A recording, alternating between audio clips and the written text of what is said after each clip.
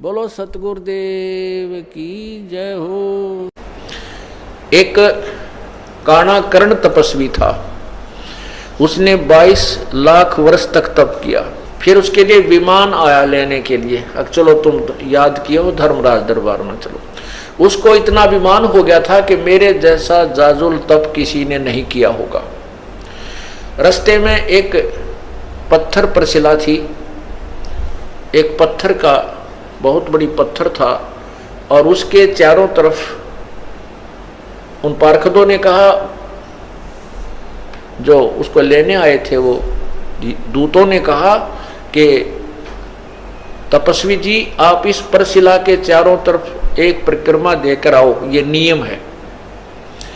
अब वो काना कर्ण तपस्वी उस परशिला के चारों तरफ चलने लगा। उसने देखा वैसे ऐसे 18 करोड़ काने कर्ण अपना नाम लिख लिख गए हुए थे। मैंने इतने हजारों वर्ष तप किया, मैंने इतने लाखों वर्ष तप किया।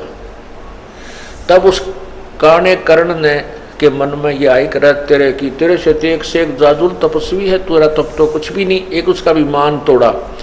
फिर धर्मराज के दरबार में जब गया, धर्मराज ने कहा, न्यायाधीश ने कहा कि भाई तपस्वी जी कि तूने इतने वर्ष तक तप किया। कहाँ जी तप किया? कहने लगे कि अब और इतने वर्ष तक राज्य किया।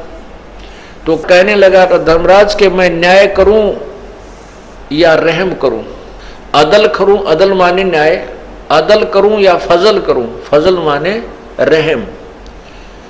अब देखो बुद्धि भ्रष्ट होती है इंसान की।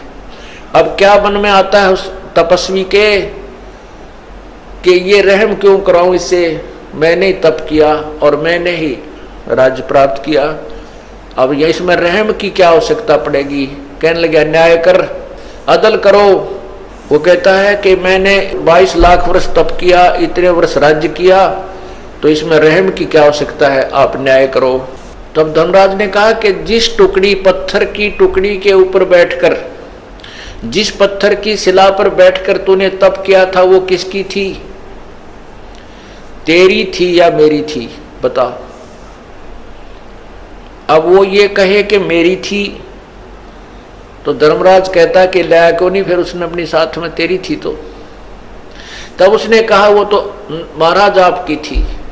तो भाई मेरी उस टुकड़ी का अब तू किराया दे मुझे। उस टुकड़ी को 22 लाख वर्ष तक अपने सिर पर रख, तब न्याय होगा। तब कहता है रहम करो, अब रहम करो। ने बोला रहम करो तो मैंने अपने सिर पर रखनी पड़ेगी भाई, यह गलती मैं नहीं कर सकता। उसको सरब बना दिया और 22 लाख वर्ष तक वो मरता रहा, जीता रहा और उस टुकड़ी के नीचे उसका वास रहा। तो पुण्यात्माओं, ये तत्व ज्ञान हमें प्राप्त नहीं हुआ था। हम इन ऋषि महर्षियों को और तपस्वियों को, सिद्धों को, छोटे मोटे चमत्कार दिखाने वालों को एक परम संत मान बैठे थे। डंब करें डूंगर चढ़े अंदर झीनी झोल, जग जाने बंदगी करें ये बोवें सूल बबूले। डंब माने पाखंड करते हैं, दंभ करते हैं। कैसे करते हैं? ऊंचे स्थान पर बैठ जाते हैं, ऊंचे से टीले पर जाकर बहुत दूर से सबको दिखाई दे तपस्वी बैठा है, दुनिया जावे मत्था टेके और वाह वाह का पात्र बने। बोली जनता तो ये समझती है कि बड़ा तपस्वी है, बड़ा साधक है, बंदगी कर रहा है, भक्ति कर रहा है।